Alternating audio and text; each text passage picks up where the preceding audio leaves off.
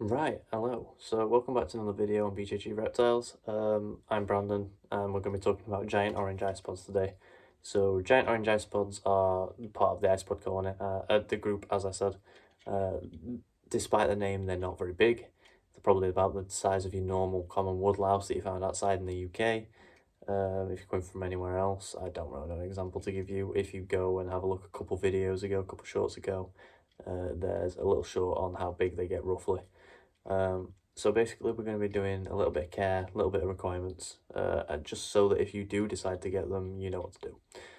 So we'll start off with substrate. The substrate I use is Eco-Earth and I use some leaf litter on top. So the Eco-Earth can go in on its own. You can add some cocoa fibre or anything like that into there, but I've noticed that the Eco-Earth does its job. It's pretty cheap. I've not really had to change it.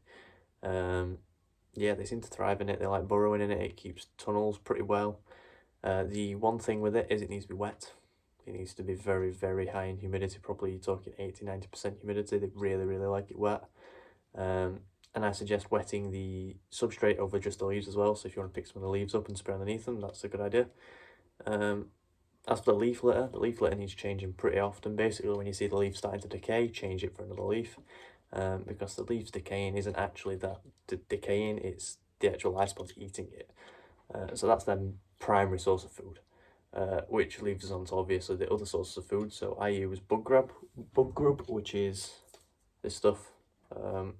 That's my main source of food other than leaf litter. So now that's good. You don't really need to add fruit and vegetables. You can do, obviously, delete it. Don't leave the food in to rot, obviously. Take it out if it's starting to rot. One thing I have noticed is they don't really eat the bug grub. They eat little bits of it, but they mainly eat the leaves. So with that said, I'd suggest maybe feeding them every 1 to 3 days. So, every 3 days is fine. You don't want to overfeed them because they won't eat and then it'll make the substrate messy and you'll have to replace the substrate all the time. It's just not worth it.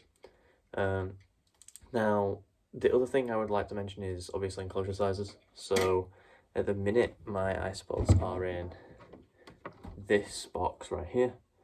You can't actually see them. None of them are out. But that is probably roughly about 7 litres, I'd say, something like that. I don't know, I've not done the maths on it. But I'd say a 3 litre tank, 3 litre rub would be fine for a small colony. You don't really need anything big. The one thing that I have noticed that I've messed up with that is it has too much ventilation. So if you want an actual box that closes like a really useful box of rub, that's probably recommended. Or, one of the big tubs for the bin for a big colony. Because with the ventilated Viv that I just showed you, it needs spraying down every morning when I wake up. So it's not ideal. The other thing would be the just general requirements. So cleaning, you don't really clean them, obviously. They kind of just eat everything. They don't really need any hides or anything. They like burrowing. Like I said, they're quite terrestrial little insects, isopods, whatever. You don't see them active very often. They're not very interesting pets. They're not very inquisitive. They obviously avoid humans. They don't like light. They seem to be nocturnal and like darker areas. So if you're thinking about getting something because they're pretty and cool to look at, these aren't the pet for you. There's probably some other isopods or some other invertebrates that are more active during the day, or they're a little bit brighter, they're a little bit more active just in general. These guys really aren't active at all. They're only really active when they're coming out to shed, which is, I say shed, it's loosely shed. Basically they shed their entire skin like a snake does, but it's weird. You need to keep everything wet so they don't die in that process. It's a mare. But yeah, there's not really anything hard to do to look after them. If you're looking for a simple colony, these are pretty sturdy animals. The one thing I would suggest is to buy them locally. I bought them off of a website. They came like a week later. A lot of them died when I put them in the new Viv. I introduced them, slowly. I put all the substrate in with it, and a lot of them just died. So the shorter the distance when you're transporting them from wherever you buy them to the Viv, the better. Because, they might be hardy, but they're not that hardy. They are still isopods at the end of the day. And yeah, there's not really much else to say about them. Obviously, if there's something that I've missed. If anyone knows anything about isopods that's a bit more professional than me, I'm mainly a snake guy.